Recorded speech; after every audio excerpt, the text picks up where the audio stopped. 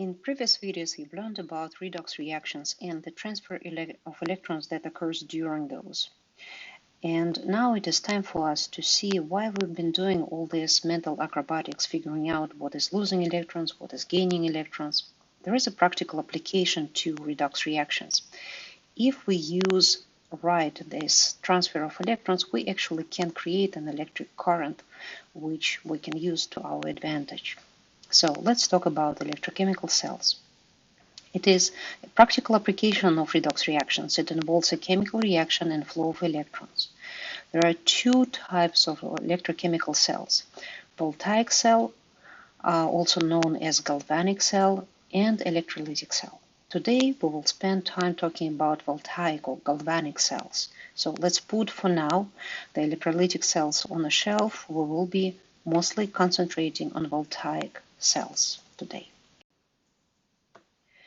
In a voltaic cell, also known as galvanic cells, we are using the spontaneous chemical reaction that has flow of electrons, that has transfer of electrons from one element to another to create a flow of electrons for us. If we have a flow of electrons, we have electric current. So we're pretty much using the chemical energy and we're converting it into electrical energy. Here is a typical redox reaction. Zinc is oxidized, copper is reduced. The electrons are transferred from zinc to copper. Oxidation and reduction, as we know, occur simultaneously, and usually they occur at the same place. But if we separate the site of oxidation and reduction and connect them with the wire, we can force our electrons to flow from one place to another, thus creating the flow of electrons, thus creating the electric current. Here is a schematic representation of voltaic cell. We have two metal bars made out of zinc and copper. They will play role of electrodes. The electrodes are placed in the solution. Here, the zinc electrode is placed in the solution of zinc sulfate. So the solution has plenty of zinc ions and sulfate ions swimming in it. And the copper electrode is placed in the solution of copper 2 sulfate. So this solution, green solution on the right, contains considerable amount of copper ions and sulfate ions. And electrodes are connected with the wire. What we have achieved by doing all this preparation is that we separated the site of oxidation and reduction. Oxidation and reduction still need to be happening simultaneously, but they not necessarily have to be happening at the same place. The electrode made out of zinc will be site of oxidation. The atoms of zinc will be losing their electrons and becoming zinc ions. As ions, they will join the solution, increasing the concentration of zinc ions in it. Meanwhile, the electrons that were lost in oxidation will be looking for some oxidizing agent, for something that is ready to accept them, something that is ready to be reduced. And copper ions in this solution on the right will be ready to oblige. The electrons just need to get there, and we are very helpfully provided them with the path. We install this wire that connects electrodes. The electrons will travel through the wire from the left to the right and eventually arrive at the electrode made of copper. Over there, they will reduce some copper ion that happened to be swimming nearby, turning it into the atomic copper, which will join the electrode. Now, imagine this process repeated many times. More and more ions of zinc are getting oxidized, losing the electrons. Electrons are traveling across the wire, creating the flow of electrons. The direct flow of electrons is electric current, which we can use to power up something, a light bulb or anything else.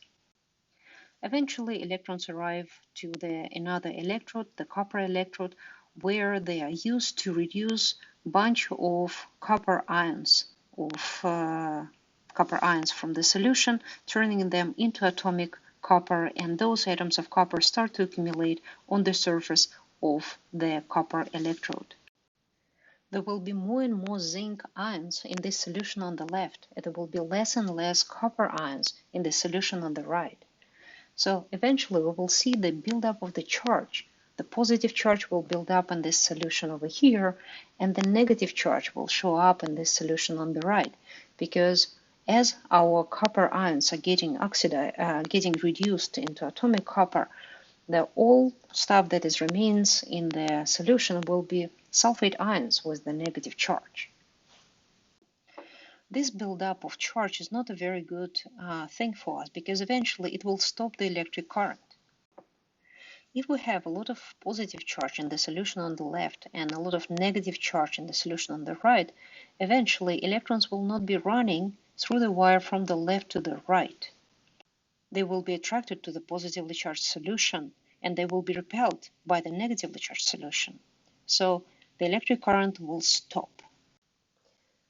To prevent the buildup of the charge that eventually will stop the electric current, we installed over here the salt bridge. This is a tube with the salt in it. Salt is an ionic compound that has positive and negative charge in it. So the solution of salt inside of this tube will be separated into positive and negatively charged particles, which will be traveling towards the opposite charged solution. So if over here we have a buildup of a positively charged solution through the increased concentration of zinc ions, negatively charged ions or that are sitting inside of the salt bridge will be traveling into this jar, being attracted by the positive charge of the zinc sulfate solution. And by arriving there, they will alleviate this buildup of the positive charge. At the same time, positively charged particles of the salt inside of the salt bridge, the ions that have a positive charge, will be attracted to the solution on the right because there is a buildup of a negative charge over there. Positively charged particles will travel through from the salt bridge into the solution, being attracted by the negative charge, and their arrival will alleviate the buildup of the charge, thus providing some neutrality and allowing the electrons to continue to flow through the wire. It is a lot of information in one go, but if you took your time to understand redox reactions, it actually all makes sense. So don't try to memorize this information, understand it. Let's make a quick overview of processes that occur in the Voltaic cell. The atoms of zinc that make up the electrode of zinc, they are getting oxidized, meaning that they are losing electrons and turning themselves into positively charged ions of zinc with the charge +2. Those ions go into the solution and become part of the solution. The electrons that were lost in the oxidation half reaction are traveling through the wire across to the electrode of copper. As they do so, they create an electric flow, a flow of electrons, which is electric current. Once electrons arrived to the copper electrode, they start to reduce copper ions that happen to be in the solution, in the surrounding solution. As the copper ions reduced, they turn themselves into atomic copper, and those atoms of copper start to build up on the surface of the electrode. As the time goes by, we might expect the buildup of the positive charge in the left part of our Voltaic cell over here because of the increasing concentration of the positively charged zinc ions in the solution. And on the left over here, we expect the buildup of the negative charge as there is a constant decrease of copper ions in the solution because they've been reduced and became atomic copper.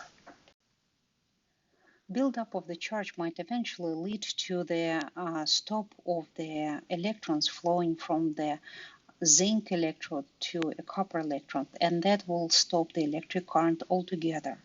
To prevent this, we installed here a salt bridge.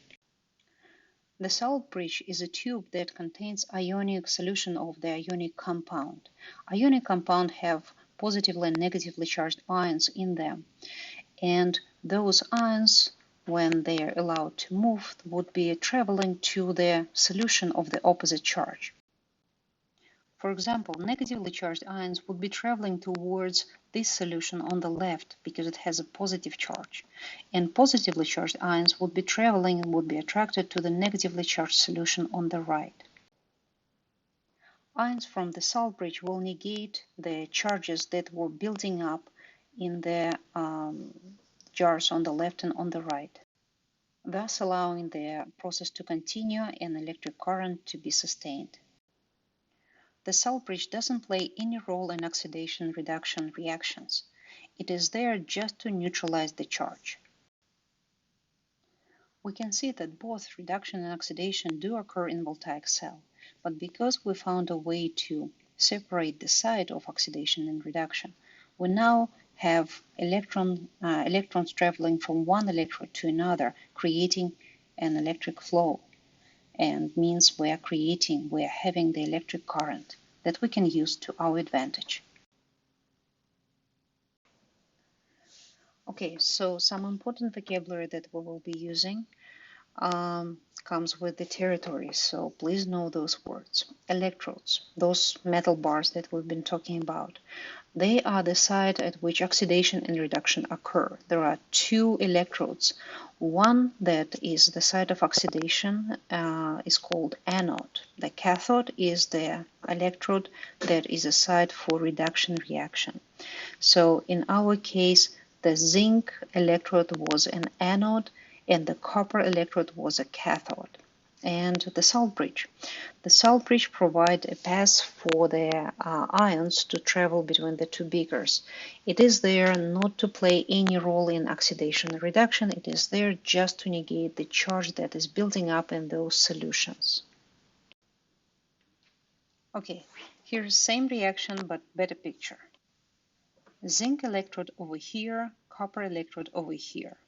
Zinc is an anode as it will be the site of oxidation, and copper electrode is called a cathode because it will be site of reduction. Zinc atoms are losing electrons, turning themselves into the ions of zinc, and electrons are traveling through the wire and towards the copper electrode. Once they are there, they start to reduce some of the copper ions that happen to be in the solution, turning them into atomic copper, and those atoms are built up on the surface of the electrode.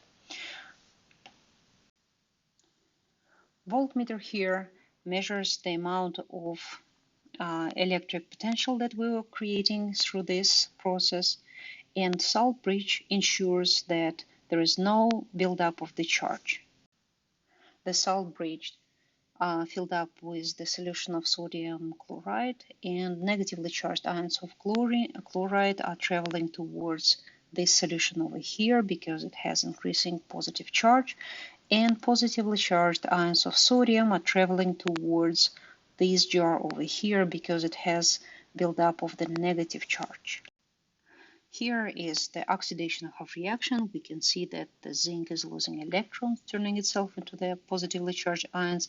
And here is reaction of reduction of reaction, where copper is reduced into the atomic copper. So here is overall reaction of what is happening in this entire thing. The nitrate ions that we can see in this solution, they are not doing anything. They are not reduced, oxidized.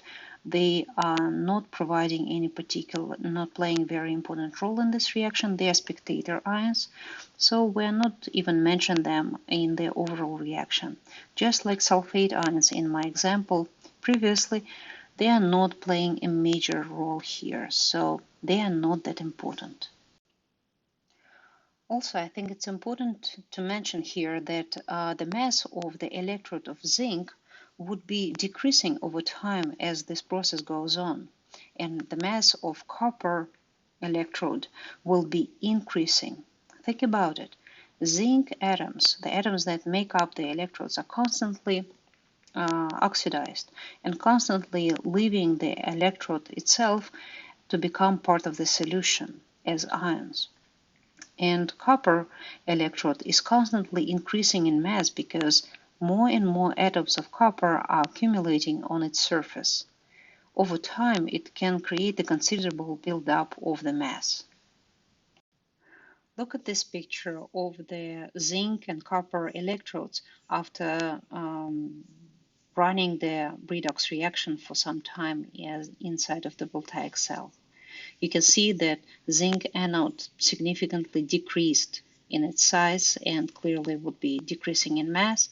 And the copper cathode would increase in mass because it has significantly more copper atoms that are now part of it.